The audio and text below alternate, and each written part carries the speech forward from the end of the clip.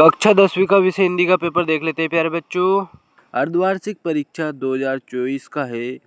पूर्णांक आपका 70 अंक का रहेगा। समय जो है आपका 3 घंटा 15 मिनट का रहेगा। आपकी अर्धवार्षिक परीक्षा 2024-25 का पेपर है दोस्तों। तो फुल सॉल्यूशन देख लेते हैं जल्दी से। पूरे सभी प्रश्न करना अनिवार्य है। निर्देश अच्छे से पढ़ लेना है आपको। पहले देख लेते हैं खंड आ। क्या है प्यारे बच्चों? पूर्णांक 70 अंक है। ध्यान रखना है बिल्कुल समय का। समय आपका 3 घंटा 15 मिनट का रहेगा। समय का बिल्कुल ध्यान रखना है और सभी प्रश्न करना अनिवार्य है। यह प्रश्न पत्र 2 खंडों आ तथा बा में विभक्त है। ठीक है, खंड आ देख लेते हैं। बहुविकल्पी प्रश्न प्यारे बच्चों। झूठा सच किस रचना की विधा है? क्या है प्यारे बच्चों? अच्छे से जूम कर लेते हैं।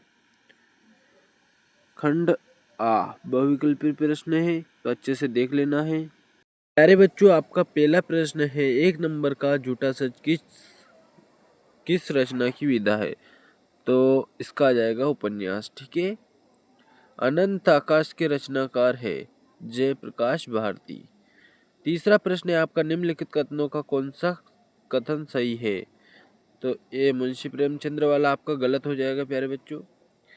और भारतेंदु हरिश्चंद्र आलोचना साहित्य के जनक माने जाते हैं, तो ये भी आपका गलत हो जाएगा। और तीसरा है गेहूं और गुलाब निबंध के, तो ये आपका सही हो जाएगा। ठीक है, तो ये आपका करेक्ट आंसर आ जाएगा प्यारे बच्चों, तीसरा सी वाला। चलो आगे देख लेते हैं। ईर्ष्या तू न गई मेरे मन से निबंध के लेखक है, तो ये भी असत्य हो जाएगा। ठीक है, तो इसका सही आंसर आ जाएगा सी वाला।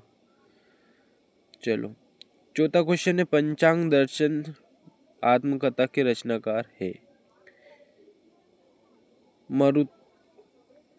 मथुरानाथ शुक्ल। शारंगधर रचनाकार है, तो इसका आ जाएगा प्यारे बच्चों आपका हमीर रासोड़। करेक्ट आंसर आ जाएगा।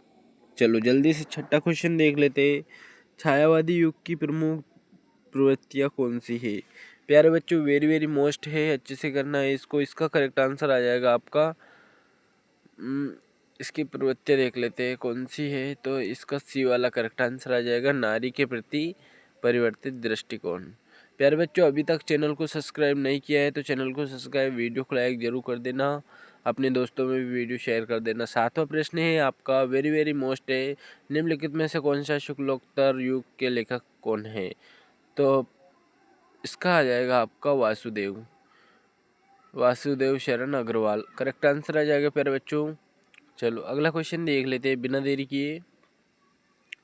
तो अगला जो क्वेश्चन है प्यारे बच्चों आपका 8वां क्वेश्चन है साकेत किस युग की रचना है? भारतेंदु युग की, प्रगतिवादी युग की, या द्विवेदी युग की, या छायावादी युग की? तो साकेत जो है किस युग की रचना है? आपका करेक्ट आंसर देख लेते हैं। तो द्विवेदी युग आ जाएगा इसमें। भारत दूरदर्शा की किस विधा की रचना है? वेरी वेरी मोस्ट है प्यारे बच्चों नवा, तो इसका नाटक आ जाएगा। आपका 10वां बिहारी किस युग के कवि है? बिहारी रीतिकाल के कवि है। ठीक है प्यारे बच्चों। नाना वाहन नाना वेश्या, अच्छे से पढ़ लेना है प्यारे बच्चों। इसका करेक्ट आंसर देख लेते हैं जल्दी से, पूरा अच्छे से पढ़ लेना है इसको। कौन सा रस है? उपयुक्त पंक्ति में कौन सा रस है? रस बताना है इसमें कौन सा रस है। ठीक है, तो इसका जो करेक्ट आंसर आ जाएगा वो आपका देख लेते हैं कौन सा है। इसका आ जाएगा हास्य रस। ठीक है, हास्य रस। चलो आपका 12वां क्वेश्चन देख लेते हैं प्यारे बच्चों। लाइट चली गई है, मैं जला कर लेता हूँ। यही कहीं पर बिखर गई वह भगन विजय माला सी पंक्ति अलंकार है। पंक्ति में कौन सा अलंकार है? तो इसमें कौन सा अलंकार है प्यारे बच्चों? 12वां क्वेश्चन है आपका, तो उपमा अलंकार इसका करेक्ट आंसर आ जाएगा।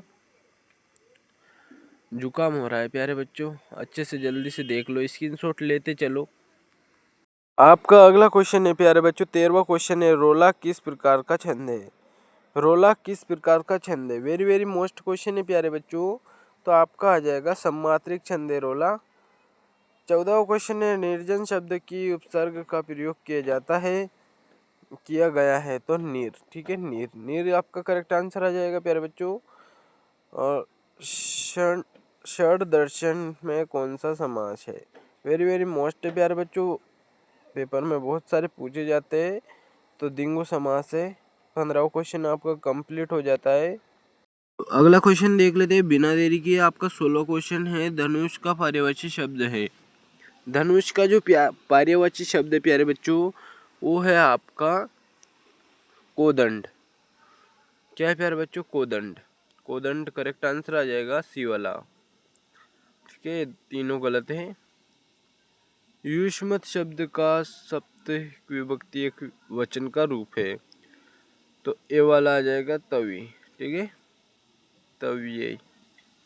18वां है, जब एक प्रधान वाक्य पर कई आश्रित होते हैं उसे क्या कहते हैं? कई वाक्य आश्रित होते हैं उसे क्या कहते हैं प्यारे बच्चों? तो संयुक्त वाक्य, सरल वाक्य, मिश्रित वाक्य। मिश्रित वाक्य इसका करेक्ट आंसर आ जाएगा। चलो 19वां क्वेश्चन है आपका। मैं पत्र लिखूंगा, वाक्य का क्रम वाच्य में परिवर्तित वाक्य होगा।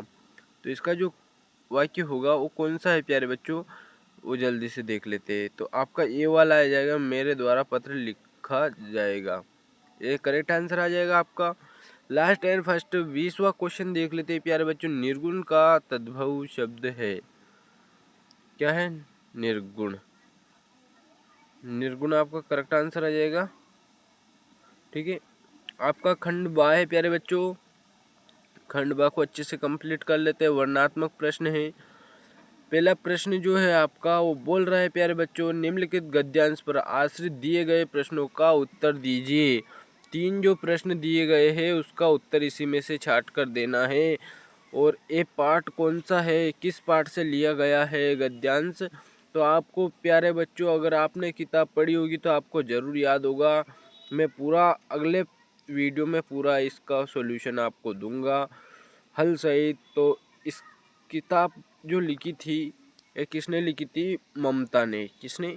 ममता नामक पाठ से लिया गया है गद्यांश। तो इसका संदर्भ लिखना है प्यारे बच्चों, तो आपको यहाँ से छाट कर लिख लेना है। तो जय हिंद, मिलते हैं फिर से अगले वीडियो में। जय हिंद, जय भारत।